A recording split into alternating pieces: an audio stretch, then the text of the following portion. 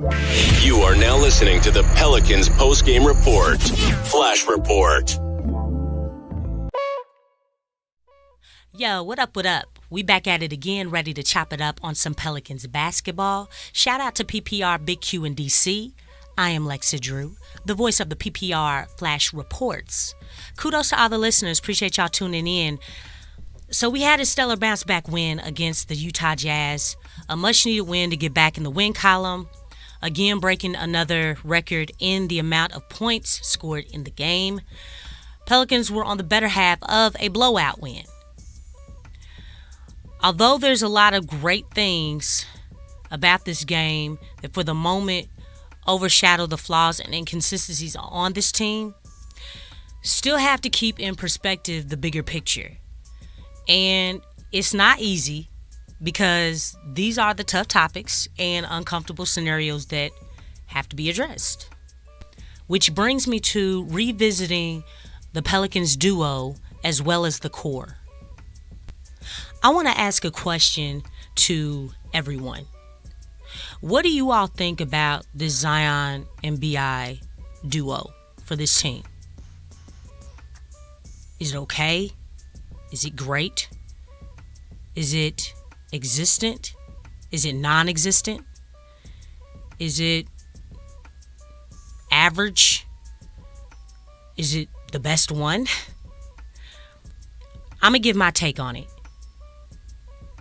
I honestly believe that this duo is non-existent and it does not work. I don't say that to be mean or to be negative, but I'm looking at how these two have started the season and midway through the season. I have not seen any improvement with their connection, with their chemistry. We've seen glimpses of it where they connect, but even that is once every blue moon. It's not consistent enough. They don't play off of each other a whole lot. I truly do believe that they actually play better when the other is not on the court. I'm just not seeing it. It seemed like there was 2 games, maybe 3 games, where they actually played pretty good together. But it's not enough. And looking at other duos, like I know, for instance, the Suns, they got off to a slow start as far as with Durant and Booker. And obviously, Beal is back in the lineup. But we just played them. And I'm telling you, like, the Suns are playing way different than what they were at the beginning of the season. I feel like Durant and Booker, they play off very well with each other. I didn't think it would work because it did look kind of weird, but you can see the growth that those two have had since the beginning of the season. And I'm looking at Zion and B.I. and I'm like, well, they have been on the same team for way longer than Durant and Booker have been together. And I'm just using them as an example. And plus, we just played them. So just know that. But just looking at them, I don't know, the connection, it just does not seem there. It's just not there. I mean, I know you all probably heard people say this, but I really do believe, like, these guys, they probably need to be split up. I think they don't really complement the other. I don't think they collectively look for each other enough to really make some things happen.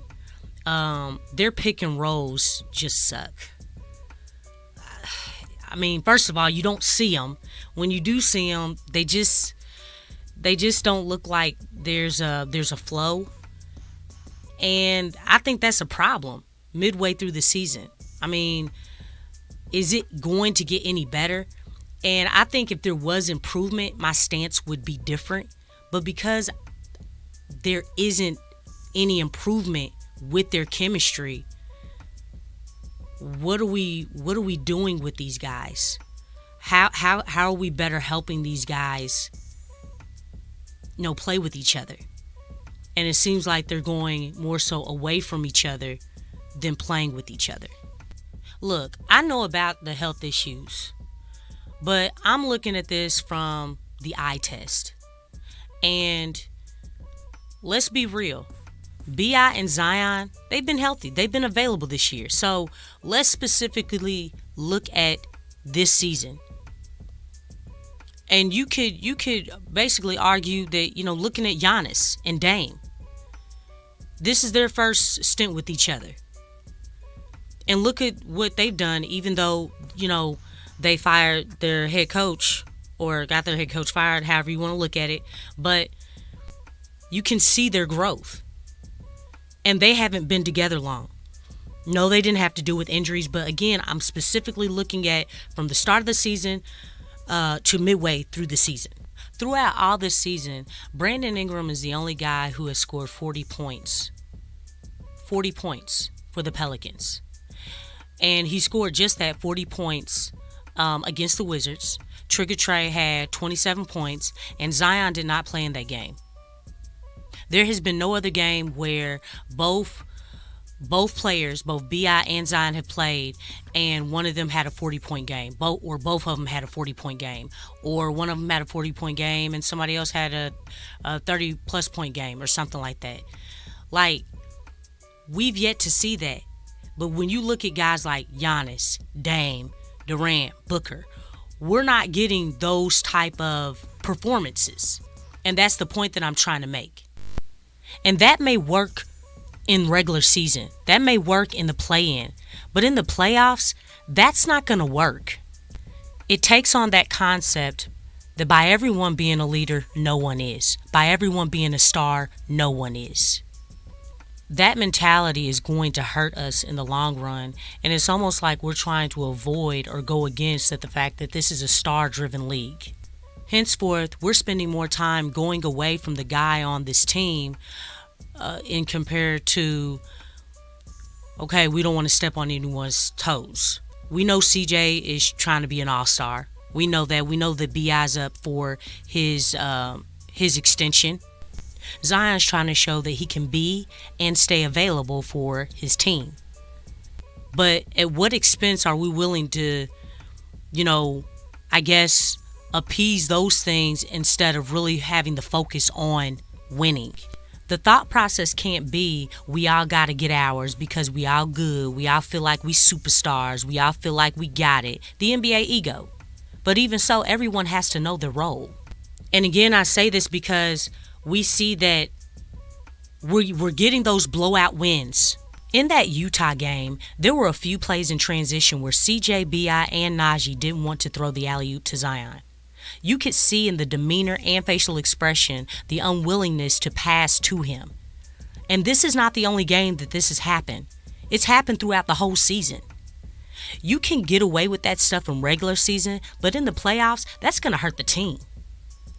You can't have where some of the guys in the court are unwilling to pass to you, and then the other is willing to pass the ball to you. And then it's like a ripple effect because you have role players doing the same exact thing. That stuff is just weird. But again, these are the tough topics that have to be addressed. What is the team trying to do? And what do we expect from the Pelicans core and this Pelicans duo? But look, that's all I got for y'all. Like, share, and subscribe to the channel. Put in the comments how you feel about the Pelicans core and duo. Again, appreciate y'all tuning in. I am Lexxah Drew, and I'm out, y'all. Subscribe now and stay up to date for all